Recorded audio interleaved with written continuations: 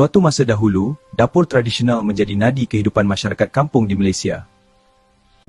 Atuk, batu besar ni untuk apa? Itulah lesung batu. Dulu semua orang guna benda ni untuk tumbuk sambal. Kenapa tak guna blender je, Atok? Sambal tumbuk macam ni rasa dia lebih sedap. Dulu dapur kampung sentiasa hidup. Orang masak guna alat yang sederhana. Atuk masak guna dapur kayu dulu?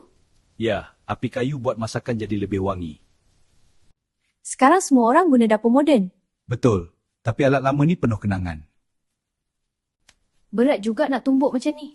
Itulah usaha orang dulu sebelum ada mesin. Bau dia memang sedap.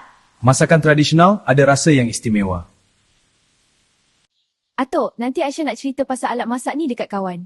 Bagus Aisyah, warisan kita patut dikongsi. Sekarang Aisyah faham kenapa alat dan nanting. Betul, alhasil alat masak tetap perlu dihargai.